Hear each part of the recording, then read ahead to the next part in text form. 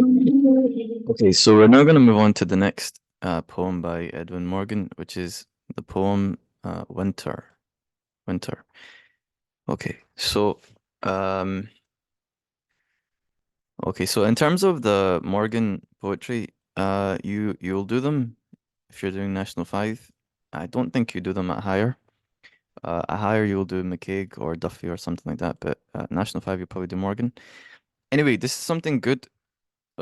Even if you're not going to do it, it's something good to sort of have a good understanding of because Morgan was one of the main poets in Scotland. I believe at the time he was the national poet of Scotland, so it means that his writing is significant. Okay, so if you understand his writing, and also if you understand, the more poetry you understand, the sort of better you'll do anyway. So, and obviously, just for your own personal sort of growth, understanding poetry, what's the point? What's the point of learning poetry? Besides like grades and all that, what's the point? What is poetry? Poetry basically is sort of, you could say, like the most complex form of writing in that it takes things which are extremely complex and complicated, things that would require a book normally to, capture, and then it shortens them down into like 10 lines or 20 lines or 30 lines, sometimes in 5 lines, 6 lines. So poetry is extremely dense writing, which gives you things to think about, things to reflect on. And what is the point of studying writing? Okay, what's the point of studying any book? What's the point? The point is writing, okay, is communication. It's just a way of talking. It's written down speech, basically. That's what writing is. And what it communicates, okay, is ideas about life, about people, about uh philosophy, yeah, things, okay? So it's like talking to people that used to be here about the things they thought, their ideas. And so for your own self, the point is that you can look at what they said, you can think about it, and you can possibly gain something useful in your own life. Yeah, that's the point. It can help you to understand things. That's why we study writing in the first place, and it's why we write. Okay, so we can share our own ideas and think about things. That's the point. It's not to get a grade or something like that, yeah. Okay, anyway, so this poem's called Winter, and obviously it means the theme of the poem or the main thing that goes through the poem is the idea of winter and the effect that winter has. Okay, that's the point. Okay, so it goes on, it begins, the year goes, means the year sort of disappears, the year goes by. Okay, the woods decay, and after many a summer dies. Okay, so uh, from the outset, basically the main theme of the poem, besides winter, is introduced, which is the idea of death. Okay, the idea that winter kills things. Basically, that winter uh, is the thing that takes life from things. Basically, that's the idea. Okay, of the poem. So the year goes. So winter kills the year. It's at the end of the year. So symbolically or metaphorically, it kills the year. The woods decay, it kills the forest.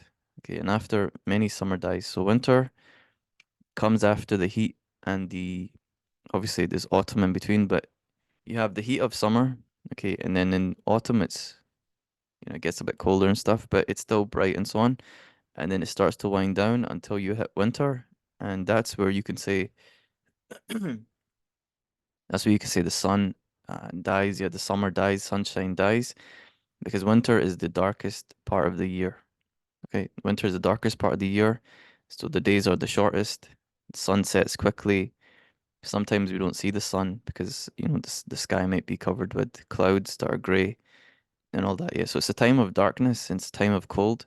So actually, in the past, the reason why we have certain holidays in the winter, like for example, in October we have Halloween, which is winter time. The reason we have these holidays, maybe one of the reasons why we initiate these holidays as human beings is because we recognized at this time of the year, the world itself, our world, if we're living in sort of uh, winter season in our country, that the world is becoming cold and dark, and therefore it's a time when the plants and crops and things are going to die. And so, in a sense, it's a evil time. Not really evil, but it could be seen as evil in that if your plants and things die because there's not enough sunshine, then you're probably going to starve. Your kid might die, something like that. So, in a sense, you can understand why people started to come up with these ideas of Halloween. Demons are going around, the sun is dying, you can understand the connection, right? It also explains the connection in terms of, other holidays which follow, like, for example, the idea of in spring we celebrate new birth, the new year. Why do we celebrate the new year? Because it's the beginning point of the end of winter. The old winter is dying, uh, and there's a new year, something to look ahead to. We've made it through the cold.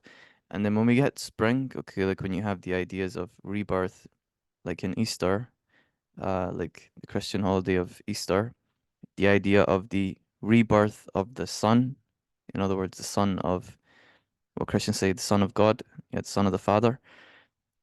If you look at it sort of symbolically for the people that were living back then, okay, you can see it's the rebirth of the sun, as in the sun, the sunshine, huh?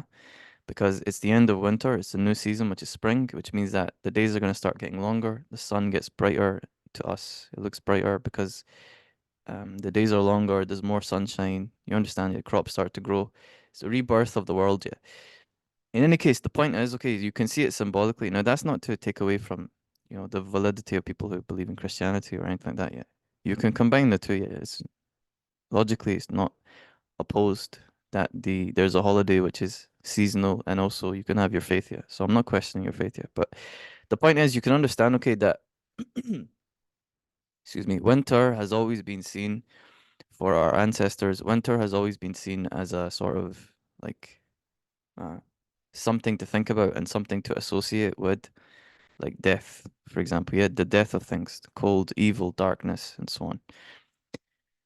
Okay. Anyway, so it goes on to say, the swan on Bingham's Pond, a ghost, again, following the idea of death, comes and goes, means the swan, okay, is now a ghost because it's gone, yeah, it's flew away to places that are warmer. It goes and ice appears. So the swan goes away and ice takes its place. Okay, so the water itself begins to freeze. And again, symbolically, water is a symbol of life. Okay, it's the fundamental symbol of life, maybe besides light or sunshine. So sunshine is gone, light is disappearing, and the water itself now is beginning to freeze. Yeah, so winter is attacking all forms of life. Make sense? Okay, it holds. Bears gulls that stand around surprised, so the birds are kind of shocked at what's going on. Blinking in the heavy light. Okay, 'cause it's getting dark. Yeah, it's getting dark. Bears boys when skates take over swan track. So people are ice skating on the ice. After many summer dies. This is like wordplay. It's two words in one. Again, summer dies, meaning summer has died, being killed, and summer dies, meaning the colors, colors. So the colors are gone. Like in summer, things are very colorful, but now there's only one real color yet, one or two real kind of colors yet. It's the white of the ice and the sort of dark of the sky yet. Things are much more monotone. Okay, even the dearest blue is not there, though poets would find it. Okay, basically saying that now the color from the forest and the color from nature has been sort of like drawn out of it. Okay, it's been replaced by monotone grays and whites. And what he's saying is that poets and so on, people they'll see it there, as in like they can see it in their imagination. So they have to now imagine it because it's not there yet. So they need to imagine it. Um, good. Now, one thing this could indicate, okay, is sort of him giving you some kind of optimism in the depressing poem. Or not depressing, but dark poem, I guess you would say. The optimism is that even in winter, you can still enjoy the winter, okay, if you have the right sort of mindset and do the right things, like they're ice skating over the winter, over the dead lake, they're ice skating, yeah, they're still having fun. And you can still use your imagination, okay, if you have the right kind of mindset, the right ideas to make it through the dark time of winter, which is what our ancestors did, yeah. So they didn't just sit around and get depressed yet. They created stories, they created ideas, and then they took action, yeah. They started planning things, sowing crops earlier and all that stuff. Okay, anyway, I find one stark scene, cut by evening cries by warring air. Okay, now what he's doing, he's introducing, okay, ideas of uh, like combat or the ideas of like say war, things like that. Yeah, so he's basically introducing now the the ideas, the things that are like We've already established that winter kills things. Yeah, there's a strong idea of death in this poem, theme of death. Okay, now what he's doing is he's gonna give that kind of killing imagery, the combat imagery, things being killed. Yeah, so cut like that, for example. Evening cries, like people dying in war. Warring air, again, war. Yeah, muffled hiss of blades, like swords. Escapes into breath, hangs a moment. You understand? Yeah. So he's a lot of sort of combat war imagery as if winter is going to war with everything. It's killing everything. It's like a physical force, yeah. So the whole poem essentially personifies winter. Personifies just means it makes it like a person. It's going out and killing things, yeah. Basically, that's the idea. Fades off, goes the scene, the voices fade. So again, people who used to be in the forest are not there now because it's cold and stuff, so they've left. Dying of trees, the woods that fall, decay and break. Again, things are dying, yeah. The dark comes down. Excuse me. The dark comes down, meaning that it's almost if the dark from the sky is now descending into the forest. And again, the idea here is like that.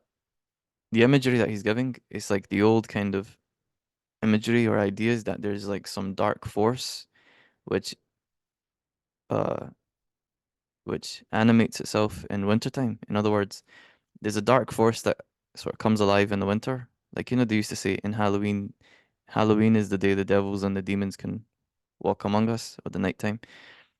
So it's like that, yeah. So he's saying that in the winter, the darkness itself almost sort of wakes up and takes over everything. Yeah, that's the imagery. That's what he's saying. Okay, the shouts run off into it and disappear. Okay, so things start to disappear into it. Okay. At last, the lamps go too, so any form of light is being taken when fog drives monstrous down the dull carriageway. So the fog of winter, again, fog is another thing which is another element of winter. Okay, you can't see now. So before you could see everything because the sunshine, the light lets you see. But now with the darkness comes the fog. So one, you can't see because it's dark, and then two, you can't see now because it's foggy. So again, taking the idea that winter, uh, winter is a dark force. It's like a evil force. Takes away your vision, takes away your ability to see, and takes away life. Yeah, it's like a dark force. That's the idea. Okay, out to the west, and even in my room. Okay, so out to the west. So the west is where the sun sets. The west is where the sun sets. So it's making the place where the sun sets even darker. All right. So where the forest itself is dark, and then the dark places become even darker, yeah, in wintertime. That's what he's saying. Even in my room and on this paper, I do not know about that dead grey pane of ice. Even in my room and on this paper, I don't know about dead grey pane of ice that sees nothing and nothing sees.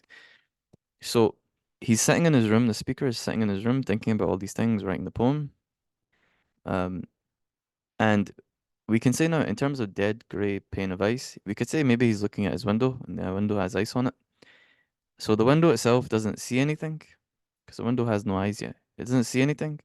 And now because the window itself is covered in ice, nothing can see, you can't see the window anymore yet. It's like covered over in ice. It's a very nice sort of way of phrasing it. And what he's saying basically is that winter has totally taken over everything. Okay, there's no resisting it. Basically, there's no light that can resist it. There's no heat, warmth, color, life that can resist it. So in a sense, what you can say is the speaker is sort of expressing being kind of overwhelmed or depressed or like hopeless, something like that, yeah, about winter. With the exception of a few things, like he's mentioned the kids ice skating or the poets thinking imaginatively about color and stuff. Um, but that's the poem. Okay, so in terms of themes, obviously death is one big thing. Winter, uh, uh, power of winter, or something like that, or the destructive power of winter, if you want to call it that. Those would be your two main ones, yeah, basically. I'd say those would be, and then you could say in terms of emotions in this poem, sadness obviously is one. Despair means you're hopeless, yeah. You don't have any hope in anything. Um, yes, those would all be there, yeah. Yes. So that's the poem basically. It's a good poem, good ideas. Um, yeah, it's a good poem. I'd say in terms of the overall, the way to think about winter, it's just a season, yeah. So Even though the poet does a good job laying out, you know, the how winter kills and all that stuff. Ultimately, you want to see winter like our ancestors saw it. It's a season of darkness, but also there's a lot of, good about winter. Um, Helps you reflect about your own nature, your own reality, and then it's winter is one season in the bigger year. Winter is the dark part of the overall bright year, yeah. So in a sense, you can think about it like winter is the challenge. It's better to think about dark things and all that like a challenge, yeah, as opposed to like a inevitable, what's the word, man? An inevitable monster. Don't think about it like a monster. Think about it like a challenge, yeah. This is good for anything difficult in life. It's better to think about it as a challenge, an obstacle, yeah. Basically, that way it means that it's something for you to face, yeah, because you have to face it. Whether you want to or not, you have to face it. So therefore, you can think, okay, what can I do now to face it? So it's not a question of will you face it, it's a question of how should you act when you face it. And how should you act when you face it is the answer to that is by focusing on what you can control, the choices you have in your possession. That's all you need to do, okay? And you just make the best of those, and then that's it. Everything else is out of your hands, so you forget about it, basically. You can't make the world spin faster, you can't make the winter end quicker, but you can wear warmer clothes, you can wrap in a scarf, you can, drink something hot, you can stay indoors, and so on and so on. Yeah, that's the point. Yeah, that's the point. So it's a good reminder, yeah, to keep you aware and stuff. Um, yeah. Okay. Anyway, that's the poem. That's Winter. It's a good poem. If you have any questions, put them below. Just remember, prepare to pass the online completely free. Yeah, I made it for free for all every student that wants to learn higher or not five. It's in the description. Yeah, you just click below. It's in the description. Prepare to pass the online. You can learn the whole thing for free. Yeah. Okay. Anyway, take care. See you soon.